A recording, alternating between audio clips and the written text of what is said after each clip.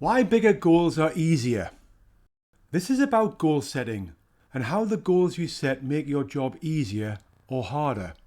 You might be surprised at how this works. Let's draw a continuum starting at this end, no goals, at a point 0, and something called a BHAG at the other end at point 10. No goals is just continually doing tasks. It's directionless, muddling through, turning up and drawing your check. From 20 years of coaching in construction, I'm amazed at how common it is. On the other hand, we have BHAGs, which stands for Big, Hairy, Audacious Goals. It comes from a 1994 book by Jim Collins called Built to Last, and the idea of BHAGs was quite popular in the 1990s, less so now. They usually have a time span of about 10 or 20 years or more and are about total transformation. As such, they're the opposite of muddling through. They're so big and audacious that they generate a lot of excitement. But few organisations have the vision and capability to launch BHAGs, and their challenges are usually more short term, so I find their applicability to be a bit limited. Now, let's put another point on our continuum, about here, at around 4, and another here. This point is SMART goals. Lots of us know about SMART goals. It stands for specific, measurable, agreed, realistic, and timed. If I could get people in the construction industry to set SMART goals consistently and well, it would revolutionise the place. As it is, from what I see, the goals being set are not smart, really. People tend to get measurable, but it falls down on the other bits. For instance, goals are rarely specific. The language is usually sloppy, vague, and often open to interpretation. Goals are rarely agreed either, because the boss superimposes them. Agreed should mean there is discussion and negotiation among stakeholders, so there is clarity and buy-in. Truly SMART goals are good, but I place them toward the no goals end of the spectrum because they tend to be quite modest. They tend to be modest because of the realistic bit. Realistic is a passion killer. It's an elastic term that tends to mean not rocking any boats or disturbing any comfort zones, which means tiny incremental change, which usually means more of the same. Now over here toward the other end is my favourite type, the courageous goal. It's from the book Challenging Coaching by Blakey and Day.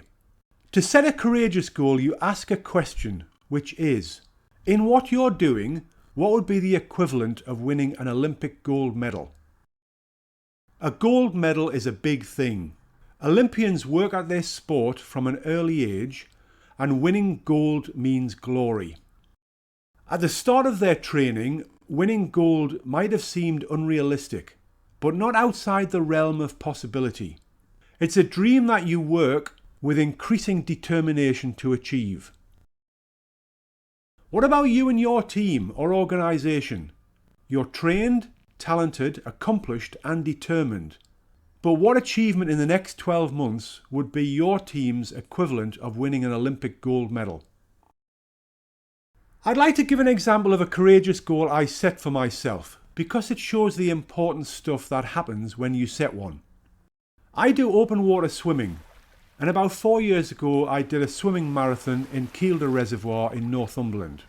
It's 10 kilometres, and I hauled myself onto dry land, thrilled but exhausted after 4 hours and 1 minute.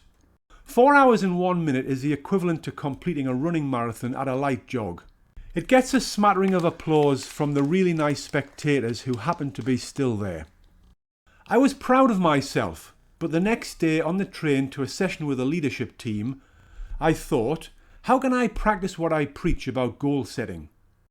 What for me would be the equivalent of winning an Olympic gold medal next year in Kielder water? The answer was, do it in 3 hours. It was totally unrealistic. I already trained hard and have a swimming coach. How was I going to knock a whole hour off my time? I had no idea, but I also thought there must be a way. Then I thought, actually, Dave, you're not very good at sighting. which means getting a visual bead on where you're going so you swim in a straight line. There are buoys every 300 yards, and it's hard to see the next one among the waves. I'm pretty sure I zigzagged all over the place. I could have swum 10.5 kilometres or more, and if I improve my sighting, I could probably cut 15 minutes off my time. Then I realised I was swimming alone. When smart competitors swim in groups, because like in cycling, when you're behind someone in their slipstream, they're doing about 20% more work than you. Whoa, I thought. That could be another 15 minutes. So just by thinking about it for a bit, I'd identified 2 ways to cut maybe 30 minutes off my time, at least in theory. Excited, I called my swimming coach Solka. She's from Finland, the land of 1,000 lakes, and a good swimmer. Solka, I said, will you coach me to do the next one in 3 hours? Phew, Dave, I don't know, she said. That's pretty much my best time. I might be beyond my limitations. Doesn't matter, I said. If you're up for it, we'll work it out. Actually, she said, I'll talk to my swimming coach. Her swimming coach has swum across the channel and back in one go on 2 occasions. Great, I said. Then I rang my fitness coach Mark and asked the same of him. Dave, he said, I don't know anything about swimming. Doesn't matter, I said. Are you up for it? Absolutely, he said, laughing. So there on the train, I'd already enlisted the help of 2 people who had caught my excitement. By this point, the hairs on the back of my head were standing up. That's what happens with a courageous goal. The excitement of it leads you to dig deep and think laterally and reach out for help. And the people helping get excited in their turn and dig deep and reach out for help.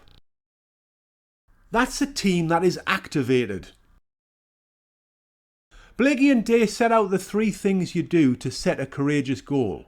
First, you dream it. Then you declare it. Then you get started. Right, we now draw this line through the middle of our spectrum.